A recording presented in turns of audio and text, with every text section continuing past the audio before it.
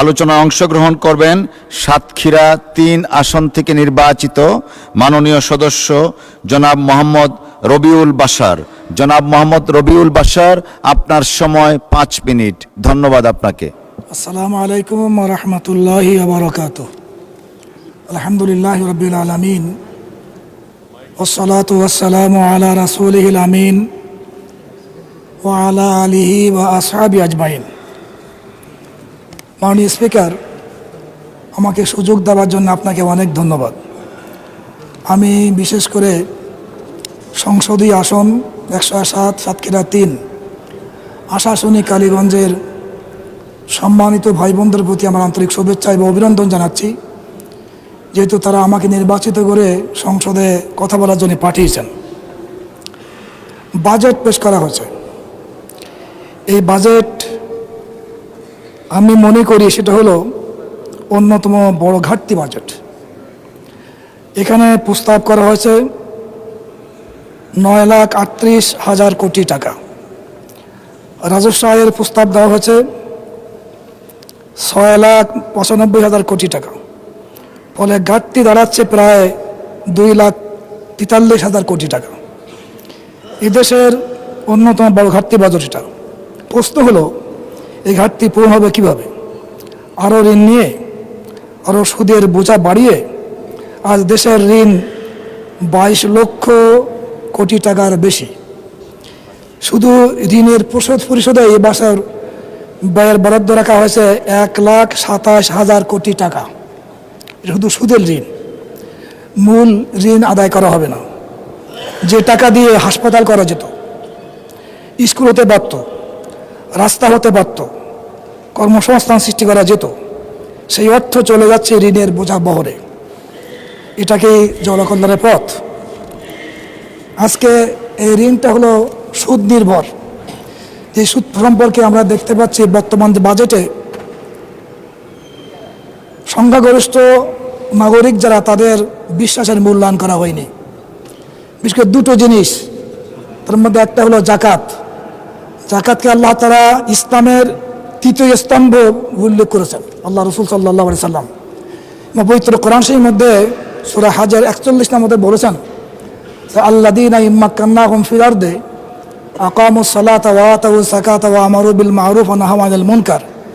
আল্লাহ বলছে, আমি যদি এই মুসলিম জাতিকে রাষ্ট্রীয় ক্ষমতায় বসাই, তাহলে তারা 4টি কর্মসূচি পালন করবে।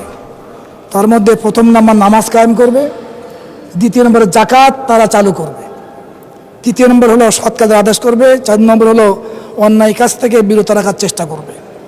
আজকে জাকাতকে 3য় নম্বর কর্মসূচি আল্লাহ ঘোষণা করেছেন। এরা মুসলিম রাষ্ট্র, মুসলিম অধ্যুষিত রাষ্ট্র, 90% মুসলমান এখানে বসবাস করে। সেখানে এই জাকাতকে এই বাজেটের মধ্যে রাখা হয়নি। আর একটা হলো সুদ ভিত্তিক এই বাজেট করা হয়েছে, যেটা সম্পর্কে রাশির মধ্যে আল্লাহ বলেছেন, ওয়া আহাল্লাল্লাহুল বাইআ ওয়া হাররামার রিবা, যে ক্রয় বিক্রয়কে হালাল করেছেন আর সুদকে করেছেন হারাম। এরপর আরও বলেছেন যে তোমরা যদি সুদ ত্যাগ না করো, ফাইল্লাম তাফআলু, তাহলে জেনে রাখো ফাজানু বিহারবিম মিনাল্লাহি ওয়া রাসূলিহি, আল্লাহ রাসূলের পক্ষ থেকে যুদ্ধের ঘোষণা শুনে নাও। এটা বলা হয়েছিল যে নেতৃবৃন্দ যখন নির্বাচনকে বলেছিলেন যে আমরা মদিনার আদলে রাষ্ট্র পরিচালনা করব। রসুলের আদর্শ কী ছিল? যখন কোনো জাতির সঙ্গে চুক্তি করতেন, তখন তিনি বলতেন যে তোমরা সুদ যদি চালু রাখো, তোমাদের সঙ্গে চুক্তি বাতিল হবে। আর আমরা নিজেরাই সুদ চালু করে রেখেছি, সুদের ভিত্তিতে রাষ্ট্র পরিচালনা করছি। এই জন্য এই সুদকে হারাম করা এবং এই জাকাতকে ফরজ করা এবং রাষ্ট্রীয় 3য় নম্বর কর্মসূচি পালন করা 2য় নম্বর কর্মসূচি হিসাবে, এটা আমরা করতে পারিনি। এই জন্য আমরা আসলে যে সংখ্যাগরিষ্ঠ যারা নাগরিক, তাদের বিশ্বাসের সম্মান মূলত আমরা দিতে পারিনি। এরপরে আমার কথা হলো কয়েকটি বিষয়। তার মধ্যে একটা হলো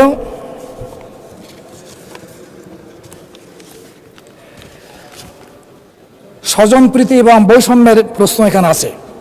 মাননীয় স্পিকার, রাষ্ট্রের সম্পদ বন্টনে যদি দলীয় বিবেচনা করা হয়, যদি বিরোধী দলের নির্বাচনী এলাকা উন্নয়নের ক্ষেত্রে অবহেলার শিকার হয়, তাহলে তা গণতান্ত্রিক ন্যায়নীতির পরিপন্থী।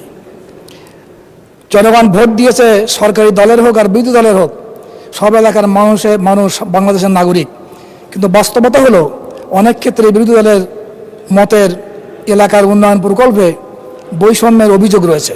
আমি স্পষ্ট করে বলতে চাই, রাষ্ট্র কোনো দলীয় সম্পত্তি নয়। জনগণের টাকা দিয়ে জনগণের উন্নয়নমূলক কাজ। মাননীয় সদস্য 1 মিনিট সময় বর্ধিত করা হলো। ধন্যবাদ আপনাকে। 1 মিনিট। আমার মূল কথা হলো, বিশেষ করে আমি সাতক্ষীরা দীর্ঘদিন পর্যন্ত বিশেষ করে স্বৈরাচারী আমলে অবহেলিত ছিল, উপেক্ষিত ছিল এবং উন্নয়নের দিকে লক্ষ্য করা হয়নি। এদিকে লক্ষ্য করার জন্য আমি আমার বক্তব্য হলো, সাতক্ষীরা ভোমরা বন্দর সহ এই অঞ্চলে অর্থনৈতিক সম্ভাবনা কাজে লাগাতে কার্যকর পদক্ষেপ গ্রহণ করা প্রয়োজন। আমার দাবি হলো, আশাশুনি প্রায় 13 কিলোমিটার, কালীগঞ্জের প্রায় 1 কিলোমিটার ঝুঁকি ভেড়িবাঁধ টেকসইভাবে নির্মাণ করতে হবে। জলাবদ্ধতা নিরসন করতে হবে। সুপেয় পানি ও স্যানিটেশনের ব্যবস্থা নিশ্চিত করতে হবে। আশাশুনি কালীগঞ্জকে আধুনিক আদর্শ উপজেলা উন্নীত করতে হবে। অর্থনৈতিক জোন প্রতিষ্ঠা করতে হবে। মাছ ফল সংরক্ষণের জন্য হিমাগার স্থাপন করতে হবে। আর বিশেষ করে বর্তমান বিদ্যুৎ বিভ্রাট চলছে। আমি বাড়িতে দেখেছি 6, 7, 8 ঘন্টা পর্যন্ত বিদ্যুৎ পাওয়া যাচ্ছে না। এই জন্য বিদ্যুতের জন্য বিশেষ করে বরাদ্দ রাখার জন্য আমি